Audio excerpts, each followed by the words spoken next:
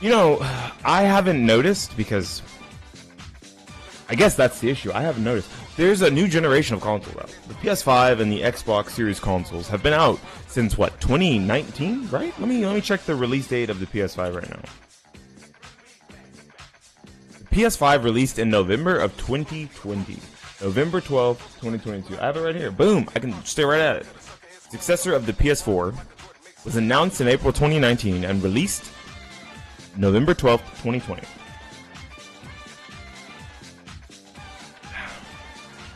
And I don't know if you guys know this, but Sony released a statement saying that their active user base, that 50% of their active user base, which I believe is 97 million?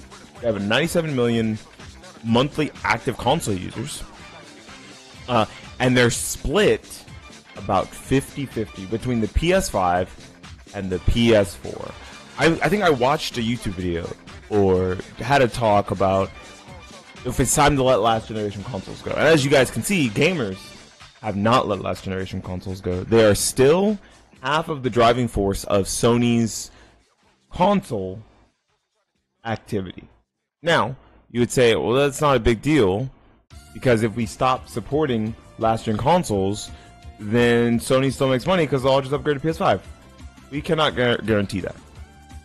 And they make so much money off PlayStation Plus subscriptions that if they did that, and players were no longer able to play their digital games, or they could no longer play certain games online anymore, cross-gen, it would probably be a giant wave of players exiting the gaming ecosystem.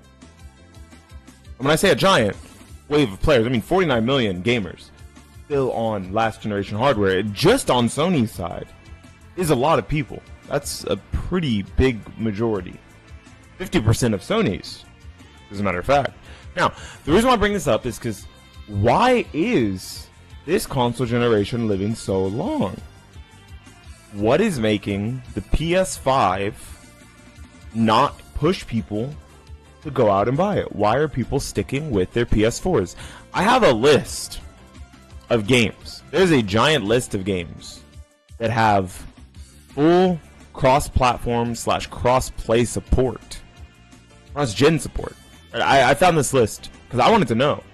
I was like, are there really so many games that people do not need to move to the next generation of console? And the answer is yes. There's so many games that are still being supported on PS4 today, right? We can go here. We can look at this list.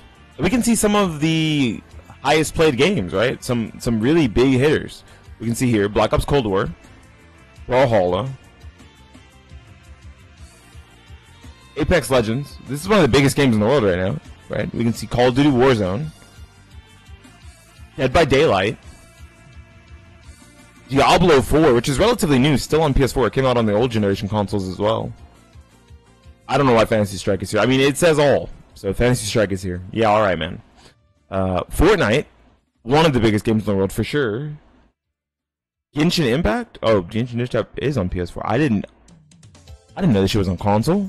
I thought this shit was only on phones. What the fuck? This shit's on console. Okay, well, it's on PS4. Oh. For all you nerds out there. We can see there's, Gotham Knights. Didn't this game die? It's on PS4, but didn't this game die? I don't know if that counts. Of course, Minecraft. Overwatch 2, also on PS4, yep. Oh, Paladins, nice. I'm trying to talk about good games. I'm trying to talk about big games here, okay? Sea of Thieves, PS4, PS5, Xbox One, Xbox Series X, yep. Rocket League. Genshin was originally on phones. I think it moved to console and PC a year later. Did it? Okay. Splitgate, for as small as that game is now.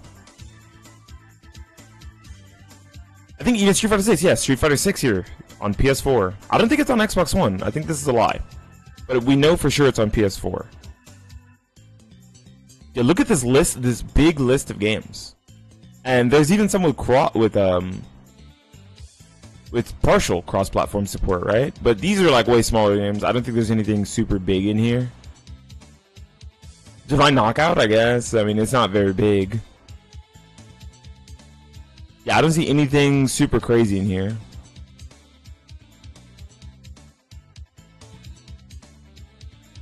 But that's a lot of games. That is a lot of games that can still be played on the last generation of consoles, forcing players to not want to upgrade from their PS4s. What's the point of upgrading from PS4 if it's not a big momentous event anymore?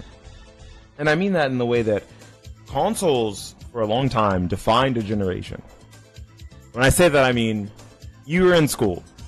Take it back. Take it back to 20. No, I was gonna say 20. I don't know why I was gonna say like 2020, like it was a long time ago. What the fuck? Take it back to like 2009, 2010, where the Call of Duties are still pretty big.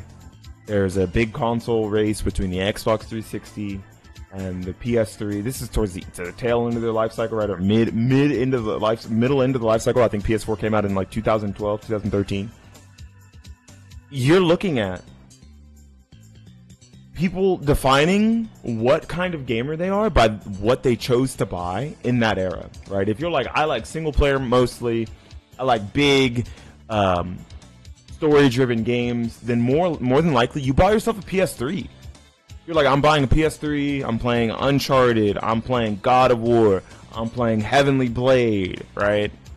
And if you're like, I am a multiplayer gamer, mostly multiplayer first gamer, you were on Xbox Live, baby. You were playing on the Xbox 360. You were playing the Call of Duties, the Gears of Wars, the Halos, and there was no crossplay back then. Demon's Souls is fun. Yeah, I think Demon's Souls got a remake on PS5. Right? So when you look at that, you would go to the schoolyard and you'd be like, yo, I got that new Call of Duty Black Ops 2. Like, what's up? Who's playing with me? And your friends would have to ask you, hey, what are you on? Like, what do you play on? That is not really the case anymore. You don't have to ask them, well, what do they play on? Because most games, cross-play exists. Not only does most games cross-play exist, most of the bigger games are cross-gen.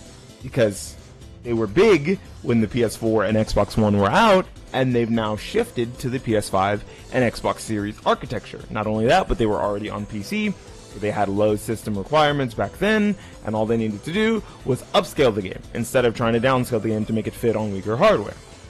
So with that in mind, we're looking at a generation where upgrading from a PS4 to a PS5, if you mostly play multiplayer games, like the Fortnites, the Apex Legends, the Rocket Leagues, the Call of Duty Warzones, what's really the point if you're not trying to get the highest end experience to play these games, right?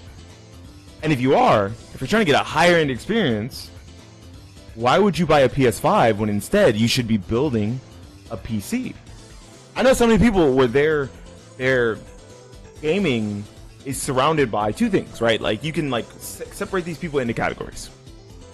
They have a PC of some kind and a console of some kind, almost always, right? They have a Steam Deck and a Nintendo Switch, or they have a gaming PC and a PS4, or they have a gaming laptop or a gaming handheld and a Nintendo Switch or an Xbox, right? And probably not even an old-gen Xbox because of how cheap the Series S is, right? Let's think about that.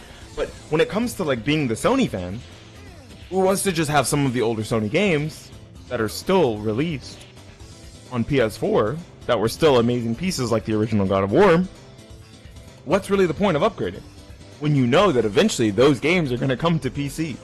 You haven't got to play God of War Ragnarok yet, but you know it's coming to PC eventually, right?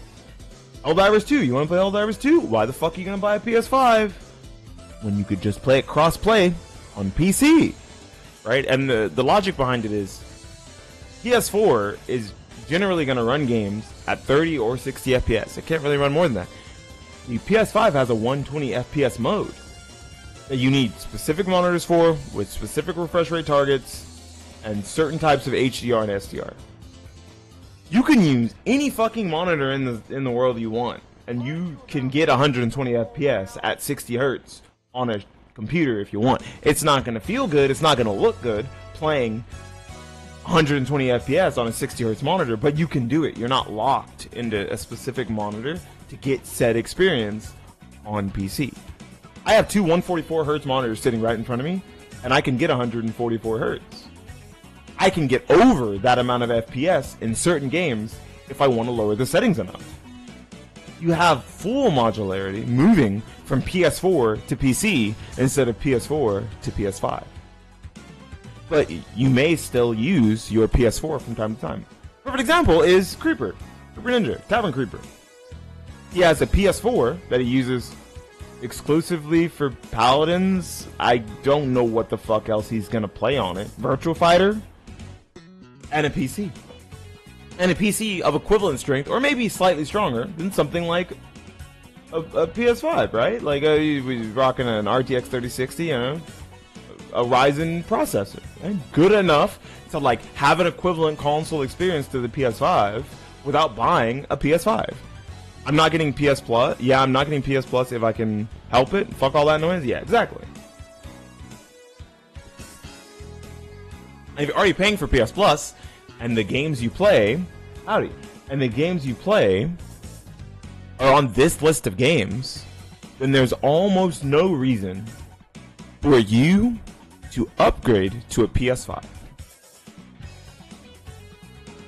Just some food for thought. Just something to think about when it comes to why half of Sony's active player base is still on PS4. I would love to see Microsoft also put out this number. I would love for Microsoft to talk about how many of their players are still on last generation consoles, because I have a sneaking suspicion with the cost of the Xbox Series S being so cheap and their push for digital purchases during the Xbox One's lifetime, I have a sneaking suspicion that the number of people on last generation consoles for them is a significantly lower number, like maybe 35% or 30% instead of 50%. So if someone can get me that number, or if Xbox will put that out, that'd be really sick to look at. It'd be cool to see. Now tell me, chat room, tell me, comment section, are you guys still on last generation hardware when it comes to consoles? Do you guys even have a console anymore? Are you one of the types of gamers I listed where you've got an old generation console or a Nintendo Switch lying around and a gaming PC or gaming handheld instead of consuming mostly through console? Have we shifted away from a new console driven industry? Are console launches this generation not as impactful as they've been in the past? Tell me all that down below in the comment section, in the Twitch chat. Thank you, Benji. Like the video, subscribe to the channel. I don't even know what else to say. There's not much else to say. This has been Beanie Thuggish for the YouTubes, talking about Sony's last generation problem, signing out and saying